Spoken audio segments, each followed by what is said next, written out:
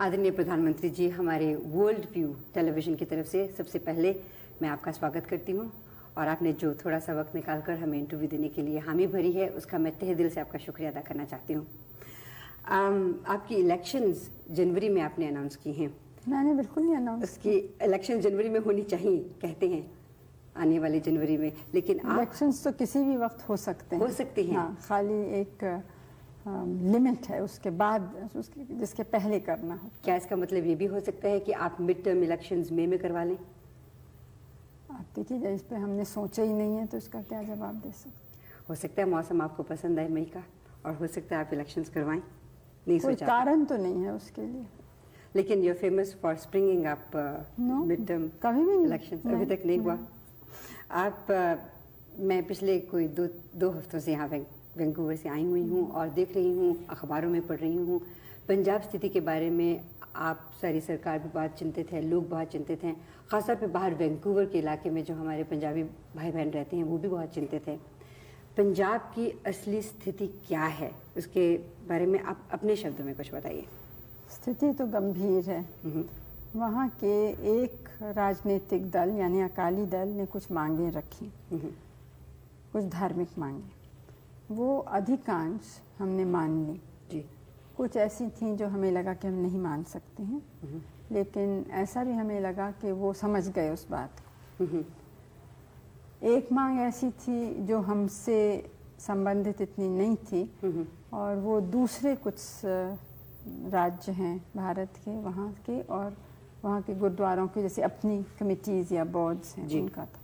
तो उस पर हमने कहा कि हमें कुछ ख़ास एतराज़ नहीं है, लेकिन इन सब लोगों से बात करना होगा, स्टेट के क्या नियम हैं और ये सब देखना होगा। उसके बाद कुछ दूसरी मांगे राजनीतिक समझ सकते हैं या जो भी पानी पर, ज़मीन पर, अब वो दूसरे राज्यों से संबंधित हैं जो आसपास के पड़ोस के राज्य हैं। तो जब तक वो भी राज़ी नहीं होंगे तब तक हम तो कुछ कह नहीं सकते। 2 दफ़े ऐसा एक अवार्ड या निर्णय हम दे चुके हैं। अच्छा। अब वो माना नहीं गया। अच्छा। तो अकेले फिर से दें तो उसका कुछ उससे चीज़ सुलझेगी कि नहीं, ये कह नहीं सकते।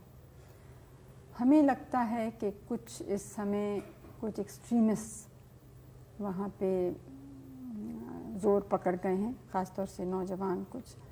और जैसे आपने अखबार में देखा होगा, वो मोटरसाइकिल पे जाके या किसी तरह से बहुत लोगों की को मार रहे हैं, हत्याएं हो रही हैं, हत्या हो रही है। हाँ, बाहर के जो थोड़ा उसमें कुछ फंडामेंटलिज्म भी है, क्योंकि हत्या ज़्यादातर सिखों की ही सिख कर रहे हैं, मतलब अकाली लोग। अब जैसे जो एक आज के अखबार में आया या कल शायद आया था कि एक सिख अखबार वाला है, अकाली नहीं है, दूसरी हमारी पार्टी का भी नहीं है, विरोधी दल का है, लेकिन उसकी दाढ़ी नहीं है। वो मोटरसाइकिल पे अपने भाई के संग जा रहा था, भाई की दाढ़ी है, तो वहाँ उसको पकड़ा कि तुम गद्दार हो और उसको गोली से मार डाला।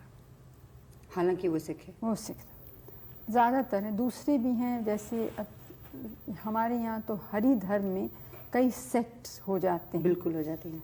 तो अब निरंकारीज हैं कुछ, वो सिख तो पक्के हैं, लेकिन सिख होने के ऊपर वो उनकी ऐसी एक संस्था है जिसमें दूसरे लोग भी हैं, हिंदू, मुस्लिम, ईसाई, जो हर एक अपने धर्म का पालन करता है।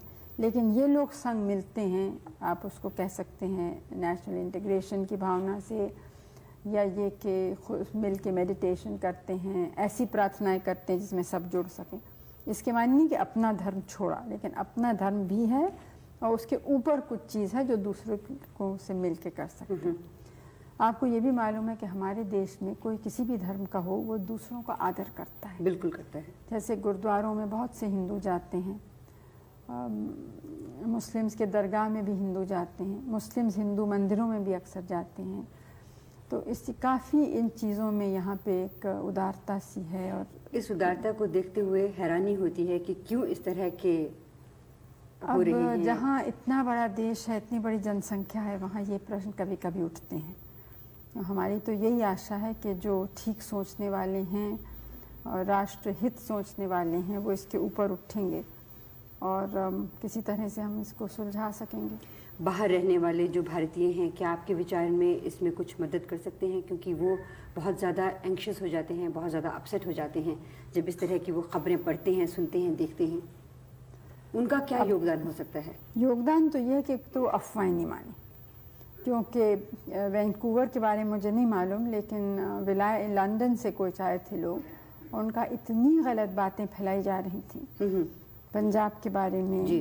और कि वो बहुत ही परेशान थे, लेकिन उन्होंने जब असलियत बताई और ये भी कहा कि आप में से आप अपने तरफ से किसी को भेज के देखिए, तो आए भी वो लोग कुछ, तो यहाँ उन्हें इत्मीनान हुआ और यहाँ से गए।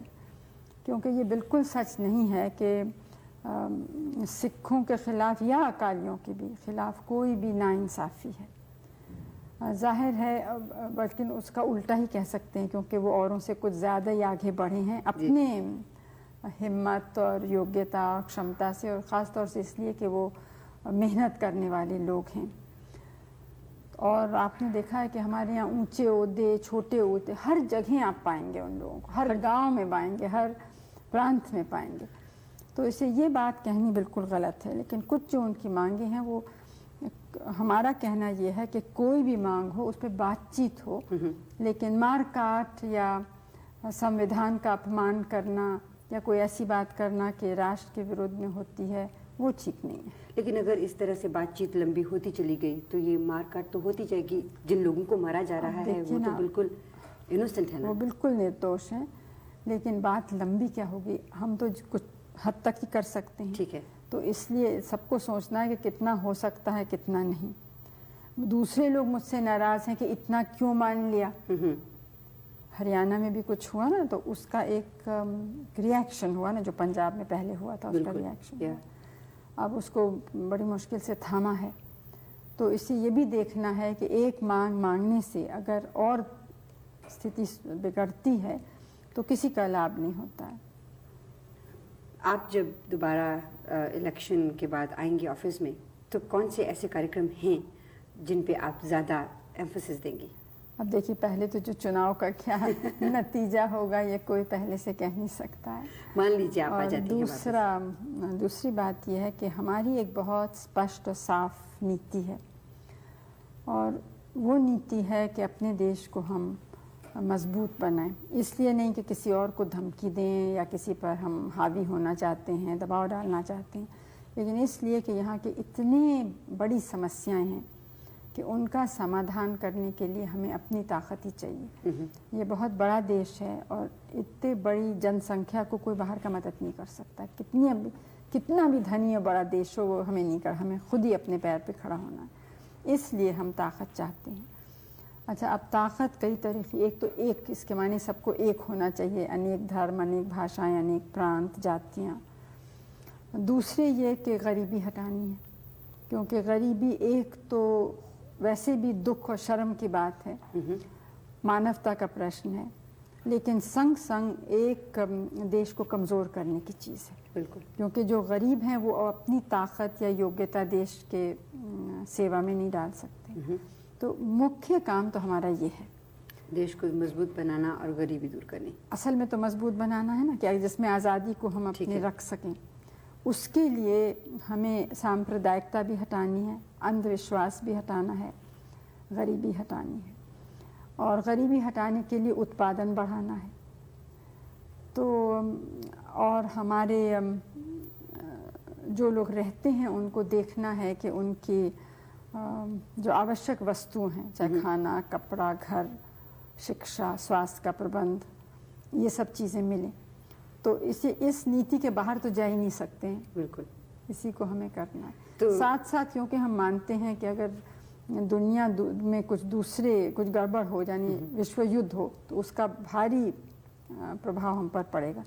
इसलिए हम विश्व शांति, विश्व मैत्री और ख़ास तौर से जो हमारे जैसे विकासशील देश हैं वो मिलके सहयोग करें एक दूसरे से, और हम लोग और दूसरों से भी, मतलब विकसित देश जो हैं उनके संग भी दोस्ती करें। आजकल की दुनिया में कोई लोग अलग नहीं रह सकते, सबको एक दूसरे से कुछ चाहिए और कुछ देने को देना है। तो इस तरह से हमें, तो जो हमारा आज का नवयुवक वर्ग है उसके लिए आप आने वाले कुछ वर्षों में क्या देख रही हैं, वो क्या योगदान देंगे, आप उनको कैसे फोर्सी कर रही हैं अपनी इन पॉलिसीज़ में? अब हम तो आशा ही करते हैं कि वो ठीक रास्ते पे चलेंगे और बनाने के रास्ते पे चलेंगे, तोड़ने के रास्ते पे नहीं। उम्मीद यही है। उम्मीद यही है और हमारी सौभाग्य है कि भारत की जनता जो है उसका दिल बहुत मजबूत है और सहन शक्ति भी है। और यहाँ बहुत नौजवान हमारे बहुत बड़े बड़े साइंटिस्ट, वैज्ञानिक बने हैं, इंजीनियर, डॉक्टर इत्यादि, जो आपके मुल्क और दूसरे देशों में गए हैं जी। तो हम तो चाहते हैं कि वैसे बहुत और हैं यहाँ पे, तो सब लोग मिल के काम करेंगे तो ज़रूर एक नया भारत बन सकेगा। और उम्मीद करते हैं कि वो बहुत ही सुखद भारत होगा। राजीव जी इसमें क्या रोल अदा करेंगे जब आप दोबारा इलेक्शन जीत के आएंगे? अब ये तो मुझे क्या मालूम है, वो तो देखेंगे वो क्या करना चाहते हैं। आप उनको कैबिनेट में लाएंगे तो सही।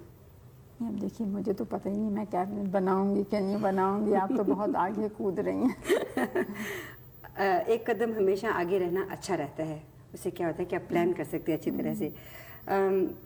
मैं दूरदर्शन के बारे में 2-3 सवाल पूछना चाह रही थी। हम कनाडा में प्रोग्राम जो करते हैं, अक्सर हम चाहते हैं कि भारत की सभ्यता को वहाँ पर हम ज़्यादा प्रकाशित कर सकें, हमारे जो बच्चे हैं वो भी उस सभ्यता से कुछ सीख सकें, कुछ जानें।